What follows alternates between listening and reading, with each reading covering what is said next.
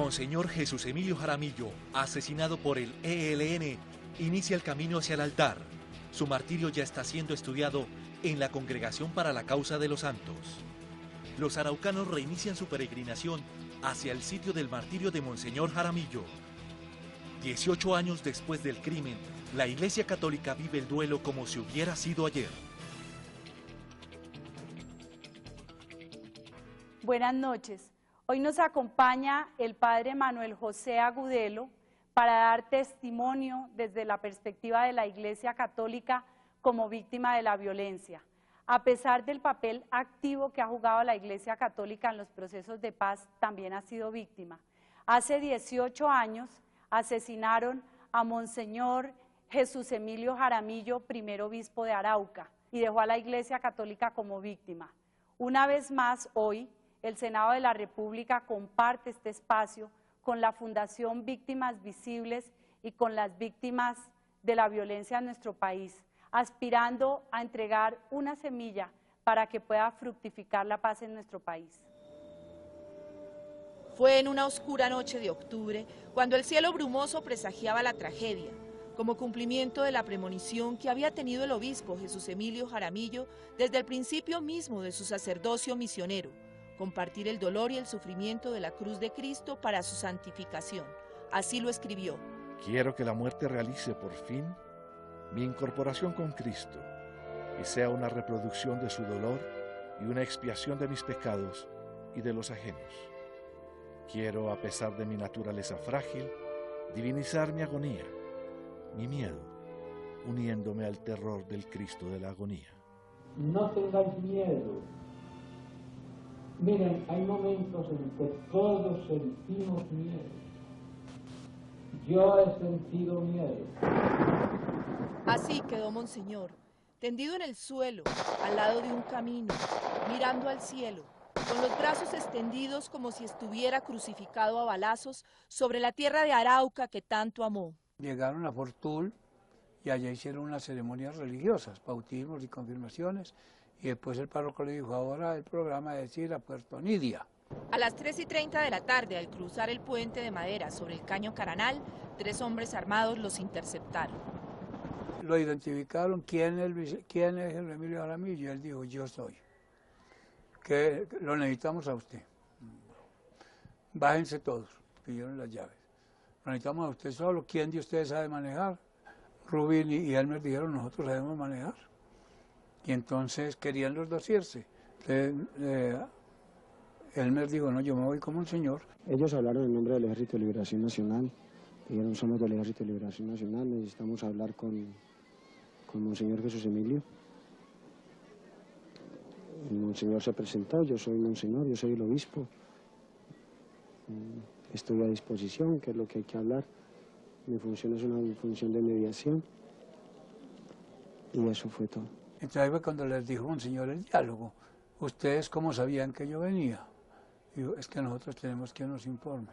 Siguieron ahí conversando, callados, dijeron, y si aparece el ejército, el ejército no aparece, porque ya sabemos dónde, que no está por aquí. Diciéndonos que ellos iban a mandar unas declaraciones para el gobierno como mediador y como representante de la Iglesia. Y entonces Elmer le preguntaba a ustedes que no creen en Dios. Y yo, no, mi Dios es este fusil que tengo en la mano, lo dijo uno de ellos. Entonces más adelante dijimos, Señor, bueno, yo soy una persona muy mayor, yo no puedo caminar mucho. Si vamos a hacer un interrogatorio, lo hacemos así, o caminamos donde si es por aquí cerca. Entonces, no, usted no tiene que caminar mucho. Llegaron a un punto despoblado y el padre Elmer recibió la orden de los guerrilleros de devolverse. Él se resistió. El obispo entonces le dijo, por obediencia, váyase para que no compliquemos las cosas. Y fue allí, en ese momento, cuando se despidieron los dos religiosos. Sí, uno como un hombre de fe sabe que el momento de esos es un momento crucial en su vida. Y Monseñor y yo hablamos y nos absolvimos mutuamente. Yo no puedo dar más declaraciones porque el resto es de sigilo sacramental. Ustedes saben que lo que es de sigilo sacramental es con un sacerdote es hasta la muerte. ¿Y qué pasó con el padre José Elmer Muñoz? Aspiró a la gobernación de Arauca en octubre de 2003 y 5 días antes de las elecciones fue detenido en un operativo policial sindicado de tener vínculos con el ELN. En el 2004 fue condenado por rebelión a 36 meses de prisión. Encontró las Sijín acostado boca arriba y con los brazos en cruz, y al pie de la cabeza, cuando le alzó la cabeza, encontró la masa encefálica regada, su cara destrozada y las vainillas, y los pedazos de las gafas, un pedazo de la mandíbula, pedazos del cuerpo, de manera que fue ahí donde lo masacraron. Yo esa noche pues estaba solo, ¿no? Y vivía allá en aquel ranchito. Y entonces yo escuché unos tiros ahí. Primero escuché 2 tiros y al otro ratico otros 3 tiros. Entonces yo me dio como miedo y me metí fue para adentro. Y al otro día, en la mañanita, salí allá al portón y miré hacia arriba. Y miré una vaina blanca allá y me fui a ver qué era. Entonces cuando estuve cerquita, miré fue un muerto que han dejado ahí, pero yo no sabía que era Monseñor. Como a las 9 de la mañana fue que vinieron al levantamiento el padre de la Esmeralda. Y vino al levantamiento y lo alzaron de ahí. Él quedó ahí donde está la cruz. Nos encontramos en el lugar del martirio de Monseñor Jesús Emilio Jaramillo Monsalve. La valla que estamos mirando contiene las palabras que Monseñor Jesús Emilio Jaramillo pronunció el día de las exequias de un sacerdote de la diócesis que fue asesinado en la parroquia de Fortul. Y dicen: aquí resuena la voz del más allá, la voz del inmolado cobardemente, la voz del que no se defendió, la voz del campesino inmenso. Este lugar es un grito, ese grito condena la violencia, y por esa voz debe llegarnos como un atisbo divino la santa paz. Que viva la paz, que viva la paz, que viva la paz, que viva aquí. Desde ese 2 de octubre, este lugar se convirtió en sitio de peregrinación, interrumpida hace 8 años porque la guerrilla los intimidó para que no regresaran al lugar del asesinato. Pero este año, los feligreses encabezados por el obispo y uno de sus más fieles y entrañables seguidores, el padre Álvaro Hernández, se armaron de valor y oración y retornaron en una peregrinación al sitio donde cayó su mártir. Peregrinamos por el martirio de Monseñor Jesús Emilio Jaramillo Monsalve.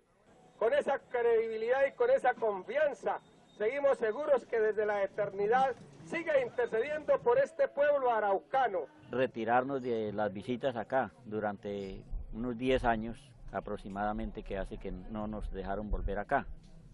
Entonces eso nos ha hecho mucha falta. Él no le tenía miedo a nada, porque sabía que andaba con el Señor.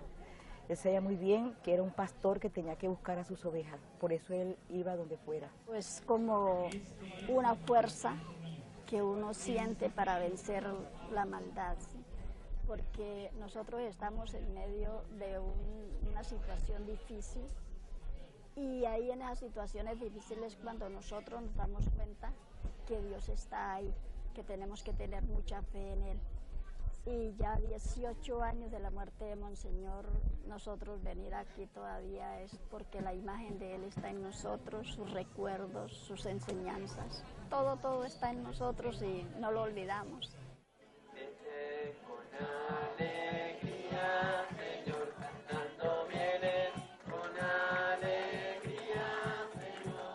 Sus amigos, sus feligreses, lo lloran hoy como si hubiera muerto ayer. Parece un duelo que se empieza a descongelar con el paso del tiempo, que en vez de disminuir la pena, aumenta por la perspectiva del tamaño de la injusticia. Haced esto en conmemoración mía.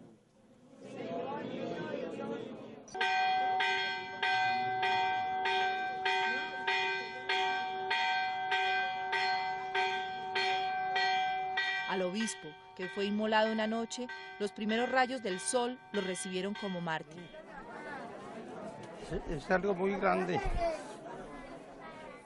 porque yo era muy amigo de Monseñor Jesús Emilio. Yo lo quería mucho en el hogar mío, lo apreciamos mucho, y es tan así que a un hijo mío lo mataron un sábado y él se iba ese sábado, y debido a la muerte me dijo: Samuel y Fulvia, que es mi esposa, no me voy porque quiero celebrarles el entierro, quiero celebrarlo, y eso fue el lunes y se quedó hasta el lunes. Monseñor Jesús Emilio es un santo, es un don de Dios, un hombre que amó mucho la paz. Fue una persona muy buena, fue un gran maestro,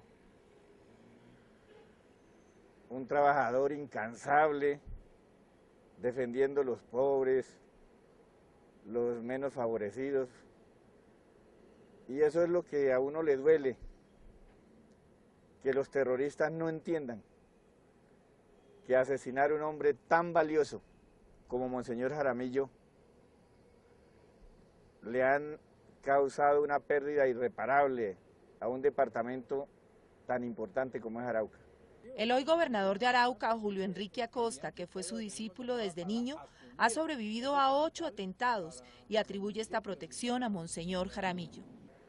Yo siempre me encomiendo a él, y la verdad es que he tenido muchos favores, porque él me enseñó a creer en la milagrosa. Yo siempre porto las virgencitas que me acompañan, y eso me ha dado un respaldo moral, espiritual, de fortaleza y de berraquera para enfrentar las vicisitudes que yo he vivido en Arauca. ¿Qué significa en este momento, el día de hoy, después de 8 años, regresar a este lugar?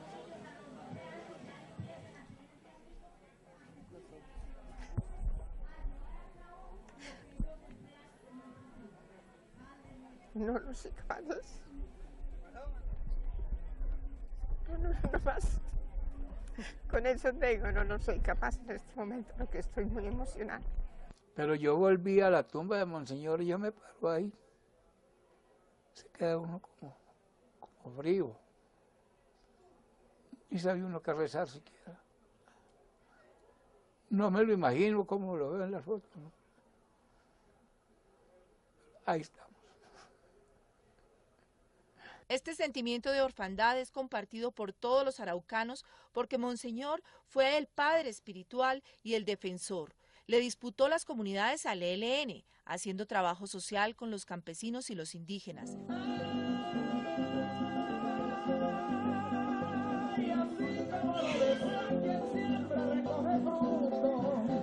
Se trasladaba a las veredas más apartadas sin escolta y sin pedirle permiso a nadie.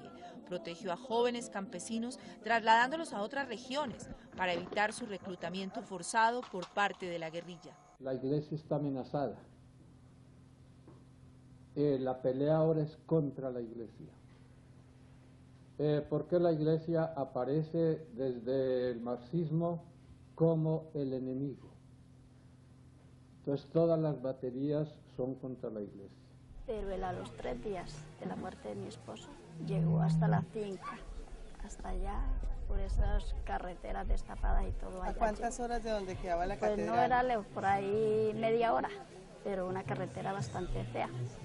Él llegó allá a darme esa voz de aliento, y me vine 3 días de muerto mi esposo. Y yo no confiaba en nadie ahí porque todos mis vecinos, pues... Entonces yo me sentía sola, él llegó, me dio mucho ánimo, mucha voz de aliento. Y de ahí en adelante él siguió pendiente de mi familia, de mis hijos, tanto que no quiso que mis hijos quedaran allá conmigo porque él sabía el peligro que ellos corrían. Entonces 2 de mis hijos se los llevaron para Arauca. La mayor, que tenía 16 años, la llevaron a estudiar en la normal. Y a uno de mis hijos pues lo llevaron también allá en la casa episcopal, vivió él 7 años. Los sacerdotes le ayudaron. Para protegerlos. En el informe que Monseñor preparaba para entregarle al Papa Juan Pablo II, describía así la situación de imparcialidad de la Iglesia en Arauca. El obispo y los sacerdotes tienen que hacer inmensos esfuerzos para guardar el conveniente equilibrio sin parcializarse con ninguno de los grupos en pugna. Tanto la guerrilla como el gobierno quieren que la Iglesia se incline a su favor con menosprecio de los demás. Todo grupo guerrillero exige la fidelidad. De tal manera que una mera duda sobre la fidelidad es suficiente para que lo excluyan. Más aún es hasta causa de muerte. A los victimarios de Monseñor se les podría aplicar la misma parábola que él utilizó para condenar a los asesinos de uno de los sacerdotes de su diócesis, el padre Raúl. Lo mató el ELN. Me acuerdo tanto que él decía que ese asqueroso pecado lo tendrían que llevar sobre su cabeza por toda la vida, esos que cometieron ese asesinato. Y ponía un ejemplo de un venado que atacó a un niño y ese niño le quedó enredado en sus cuernos toda la vida. El venado murió con el niño enredado en los cuernos. Él ponía ese ejemplo y decía que así como ese venado murió con el niño enredado en los cuernos, así tendrían que morir los que cometieron ese asesinato de ese sacerdote. Y él mismo, Monseñor Jaramillo, se encargó de escribir la última página de esta historia. En mi pecho tengo la certeza de que me incorporaré de nuevo un día, después del tiempo y de la historia, después del olvido, la soledad y la podredumbre. Entonces la inmortalidad vestirá mi mortalidad y la vida se absorberá mi propia muerte.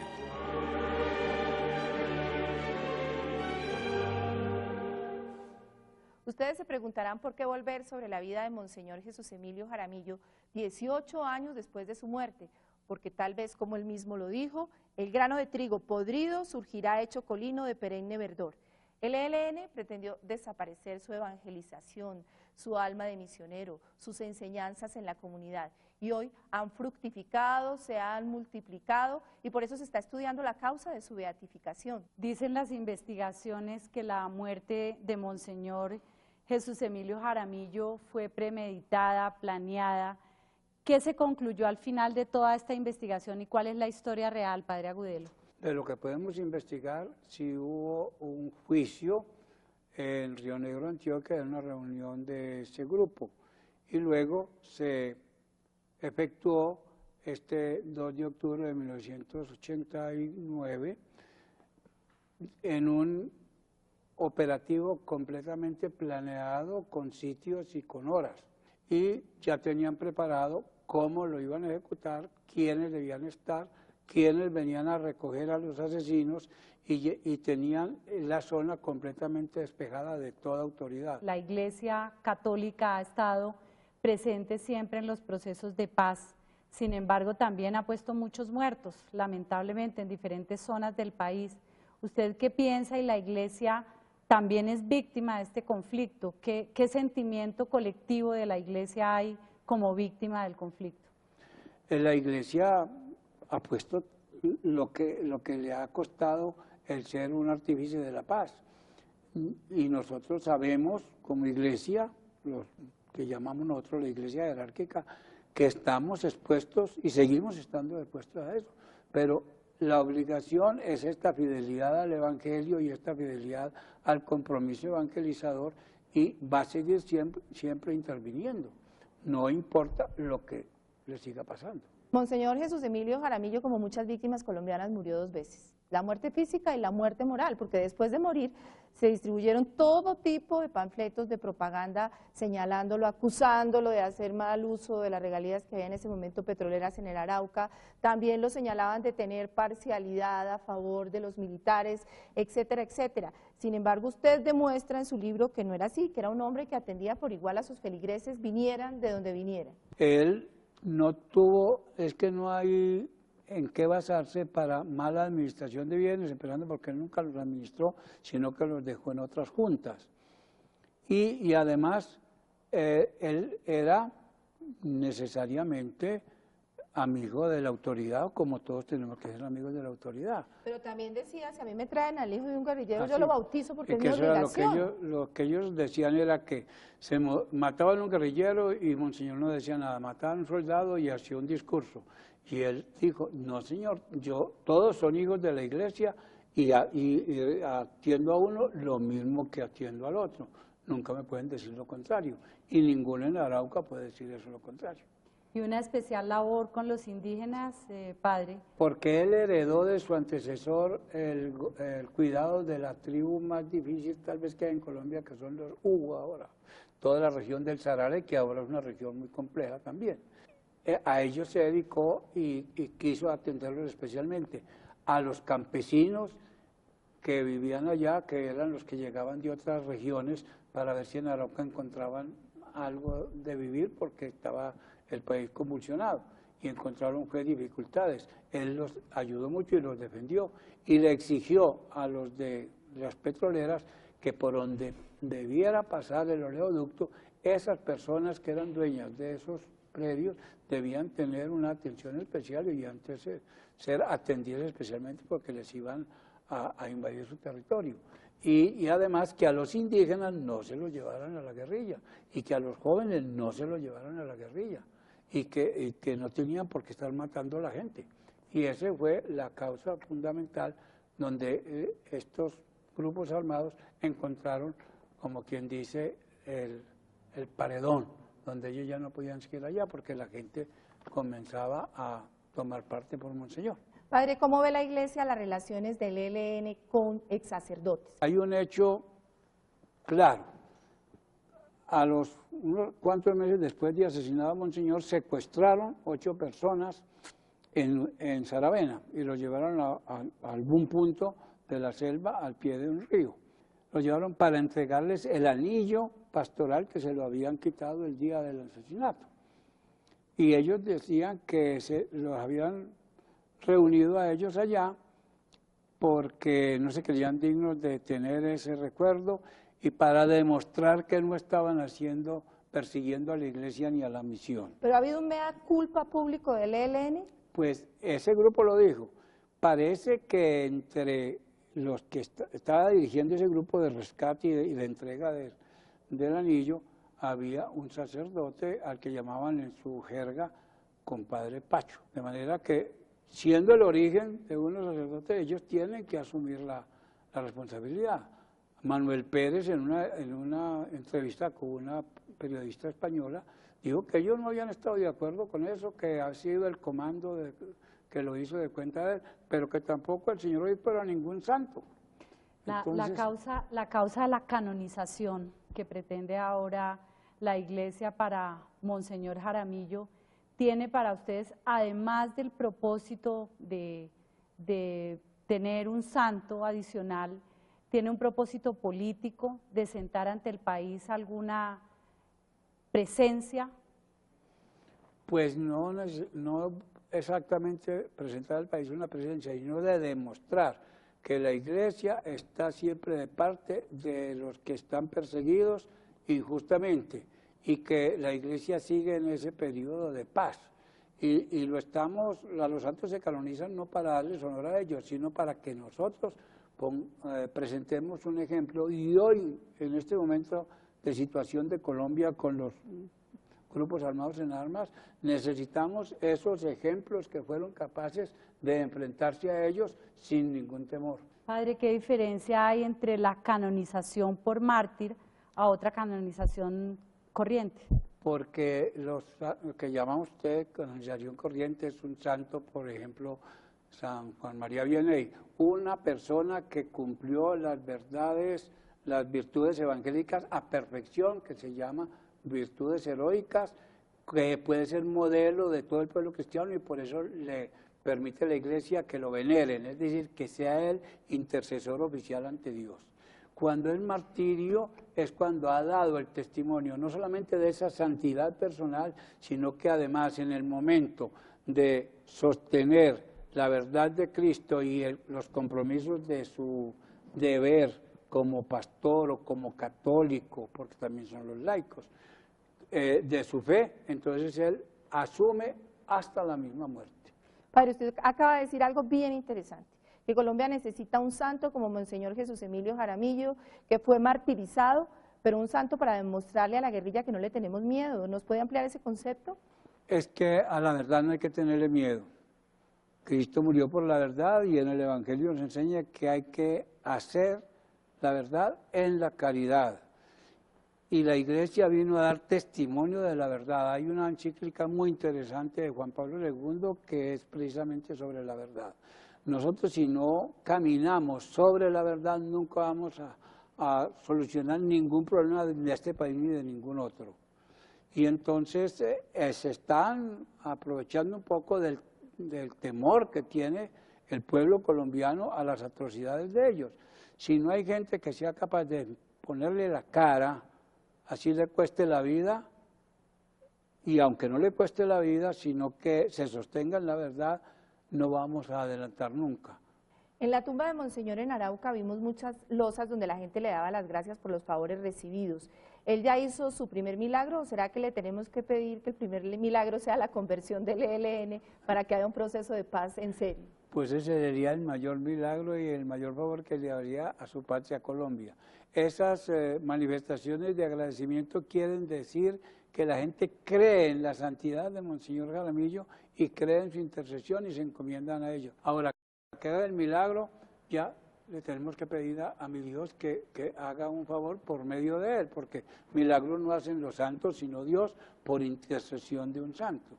Y hasta ahí llegamos nosotros, hasta probar que cumplió con sus deberes de cristiano heroicamente y que dio la vida por una verdad que nace de su fe en honor a su compromiso con Cristo.